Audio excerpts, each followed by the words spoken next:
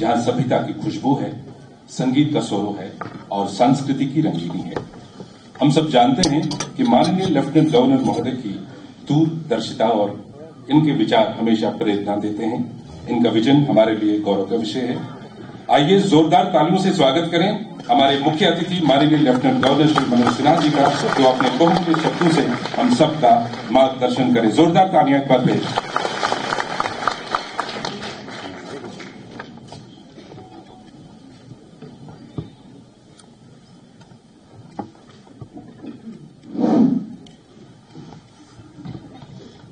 आज के समारोह में मंच पर उपस्थित नेता प्रतिपक्ष श्री सुनील शर्मा जी, राज्यसभा के माननीय सदस्य श्री गुलाम अली खटाना साहब, जेके वक्फ बोर्ड की चेयरपर्सन परीक्षा अंद्राबी जी, जम्मू कश्मीर के मुख्य सचिव Shri Atal Gullu ji, special DG coordination Shri Javed Gilani साहब, डिविजनल कमिश्नर कश्मीर श्री अंशुल गर्ग जी, सभागार में उपस्थित श्रीनगर के डीडीसी के चेयरपर्सन साहब, विभिन्न विश्वविद्यालयों के सम्मानित कुलपति, स्कीम्स के डायरेक्टर, सिविल और पुलिस एडमिनिस्ट्रेशन के सभी सीनियर ऑफिसर्स, विभिन्न धार्मिक संगठनों के सम्मानित प्रतिनिधि, विभिन्न क्षेत्रों में जम्मू कश्मीर का नाम रोशन करने वाले साथी, देवियों, सज्जनों और मित्रों,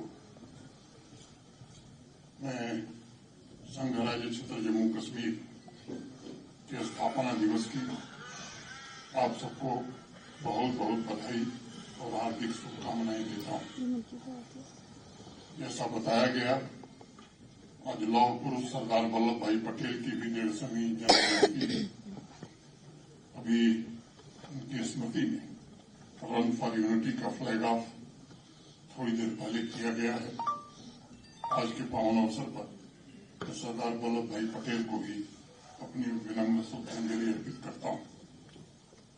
यह विविध ताकतों, विभिन्न आइडियाज, विभिन्न विचारों, विभिन्न समुदायों का एक साझा उद्देश्य के लिए सुसंगत एवं समग्र कन्वर्जेंस ही है। एकता में 140 करोड़ नागरिकों द्वारा चुना गया संकल्प है कि हर प्रकार के विभाजन के खिलाफ मुखरित होता है। सरदार वल्लभ भाई पटेल ने 3 जनवरी 1948 कोलकाता में एक अत्यंत महत्वपूर्ण बात कही थी। उन्होंने कहा कि सबसे बड़ा काम हिंदुस्तान की हवा को साफ करना है, क्योंकि मतभेद मिटाकर सहयोग के साथ ही हम आगे बढ़ सकते हैं। और इसलिए मैं मानता हूं कि जाति, पंथ, विचारधारा के विभाजन को काट कर ही हम न्याय, शांति और प्रगति के साझा लक्ष्य को प्राप्त कर सकते हैं। रन फॉर यूनिटी का सबसे बड़ा उद्देश्य यही है कि अवाम को बताया जाए कि साहब, एकता ऐसे ही नहीं मिल जाती, बल्कि एकता के लिए दृढ़ संकल्प के साथ प्रयत्न करने होते हैं। निस्वार्थ भाव से एकता की ताकत को समाज की ताकत में तब्दील करना ये बड़ा आवश्यक होता है, ताकि व्यक्तिगत ताकत को एक सामूहिक शक्ति के रूप में ट्रांसफॉर्म करके विकास और समृद्धि को नई गति दी जा सके। 6 वर्ष पूर्व आज ही के दिन इसी सामूहिक शक्ति और विकास की गति के लिए भारत के आदरणीय प्रधानमंत्री श्रीमान नरेंद्र मोदी जी के नेतृत्व में और उनकी दृढ़ इच्छा शक्ति के कारण जम्मू कश्मीर पुनर्गठन अधिनियम 2019 लागू हुआ था। इतिहास में पहली बार पूरे देश में जो कानून देश की संसद ने बनाए थे, वो जम्मू कश्मीर में भी प्रभावी हो सके। कई बार सोचने पर यह बात सपने जैसी भी लगती है।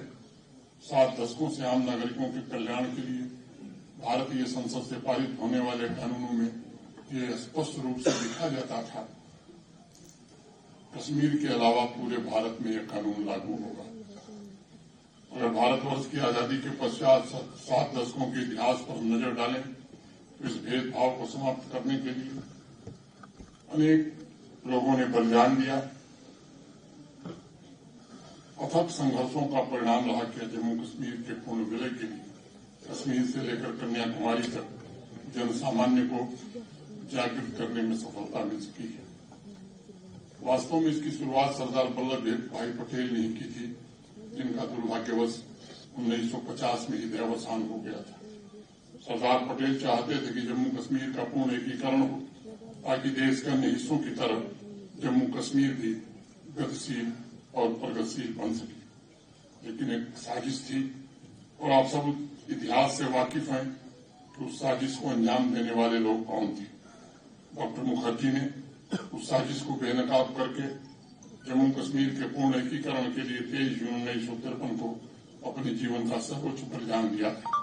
मैं समझता हूं 5 अगस्त 2019 को जब संसद ने इस देश में एक निशान, एक विधान और एक प्रधान के संकल्प को अपनी संस्तुति दी, तब जम्मू कश्मीर पूरे राष्ट्र के नागरिकों को इस बात का एहसास हुआ कि समानता, सामाजिक न्याय, समान अवसर तथा इस मिट्टी के वैभव के लिए कितने संघर्ष हुए थे, कितनी कुर्बानियां दी गई थी।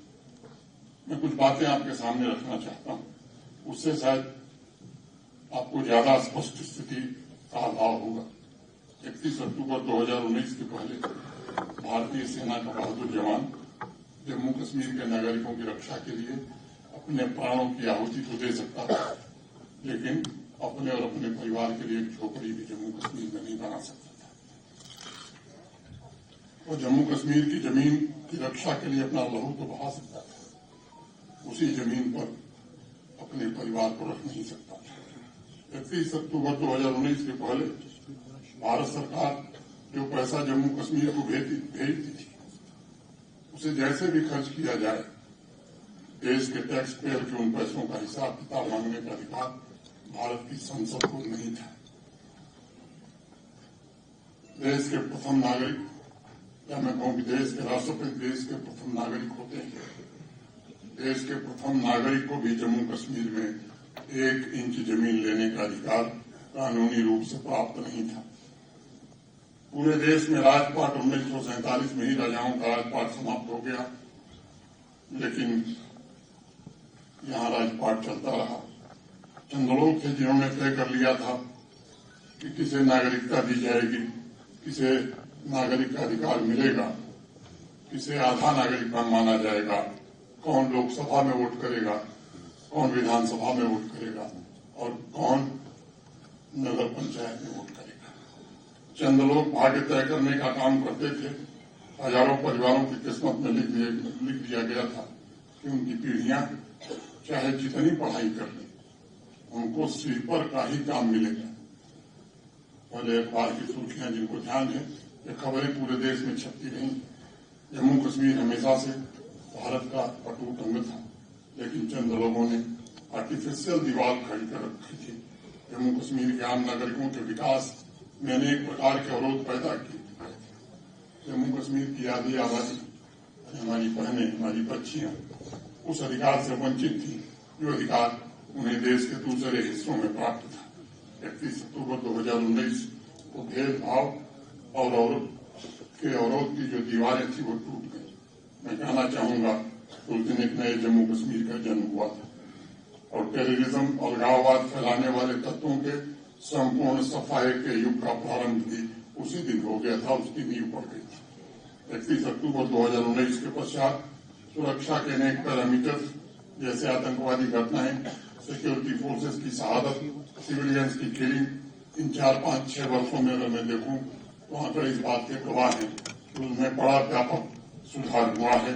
और पुलिस सुरक्षा बलों के ऑपरेशंस ने, चाहे वो काइनेटिक हों चाहे सीधे हों, आतंकवाद की कमर तोड़ने में सफलता पाई।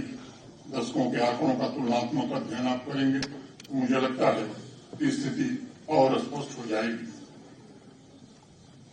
जहां एक तरफ सिविलियंस की किलिंग में, सुरक्षा बलों की किलिंग में कमी आई है, वहीं आतंकवादियों को मारने में पुलिस ने जो बहादुरी दिखाई है उसमें 136% की वृद्धि हुई है। जम्मू कश्मीर संघराज्य क्षेत्र की स्थापना के पहले पूरे जम्मू कश्मीर में टेरर इकोसिस्टम का डर बुरी तरह बैठा दिया गया था। वह डर, वह खौफ समाप्त हो गया है। लोगों ने बढ़ चढ़ कर के डीडीसी का चुनाव हो,